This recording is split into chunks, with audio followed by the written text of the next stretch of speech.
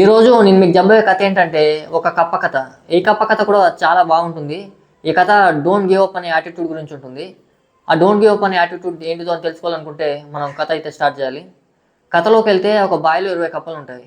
ఆ 20 కప్పలన్నింటికి ఒకటే కోరుకుంటుంది, ఎప్పటికైనా సరే ఈ బావి పైకెక్కి పక్కనే ఉన్న చెరువులోకి వెళ్ళాలి అని చెప్పేసి ఉంటుంది. సో ఆ పనిలోనే భాగంగా ఆ కప్పలన్నీ ప్రయత్నిస్తాయి. పైకి ఎక్కుతాయి, కింద పడతాయి, పైకి ఎక్కుతాయి, కింద పడతాయి, పైకి ఎక్కుతాయి, కింద పడతాయి. సో ఇలా ఎంత ప్రయత్నించినా పైకి ఎక్కి కింద పడేసరికి వాటికి విసుకొచ్చి ఆ పైకి ఎక్కడం ఆపేస్తాయి, ఆ బావిలోనే ఉండిపోతాయి. కానీ ఈ కప్పలలో మాత్రం ఒక కప్ప మాత్రం ఎప్పటికీ తన ప్రయత్నాన్ని కోల్పోకుండా ప్రయత్నిస్తూనే ఉంటుంది. అది పైకి ఎక్కుతుంది, కింద పడుతుంది, పైకి ఎక్కుతుంది, కింద పడుతుంది. ఇలా 5, 10, 20, 30, 40 ఇలా ఎన్నిసార్లు కింద పడ్డా ఆ కప్ప మాత్రం తన ప్రయత్నాన్ని ఆపుకోదు.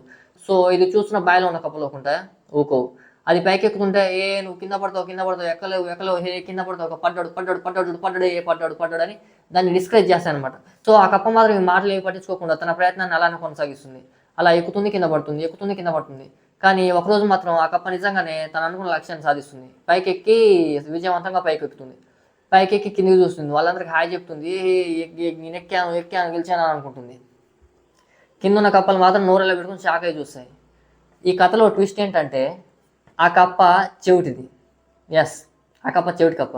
ఈ కప్ప చెవిటిది కావడం వల్ల ఈ కింద కప్పలు ఏదైతే నువ్వు ఎక్కలేవు, ఎక్కలేవు, ఎక్కలేవు అని డిస్కరేజ్ చేస్తున్నాయి కదా, సో దీన్ని అది ఏమనుకుంది, అమ్మ చూసావా నేను పైకి ఎక్కుతుంటే వీళ్ళు నన్ను ఎలా సపోర్ట్ చేస్తున్నారు, పైకెక్కు, పైకెక్కు, పైకెక్కు అని కింద నుంచి నాకు చేతులు చూపెట్టుకుంటే సపోర్ట్ చేస్తున్నారు అనుకొని దాన్ని అది అలా అర్థం చేసుకొని దాన్ని మోటివేషన్గా తీసుకొని సో తన ప్రయత్నాన్ని కొనసాగిస్తుంది. చివరికి పైకెక్కి సక్సెస్ అవుతుంది.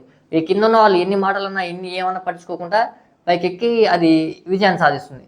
సో ఈ కథలో నీతి ఏంటంటే మనం కూడా బయట ఏదైనా పని చేస్తుంటే నలుగురు 4 మాట్లాడరు, నువ్వు అది చేయలేవు, నీ వల్ల కాదు, నువ్వు పొడవలేవు, పీకలేవు, మా వల్ల కాలేదు, నువ్వేం చేస్తావు అని ఆ బావిలో కప్పల్లాగా మొత్తుకుంటారు అనమాట.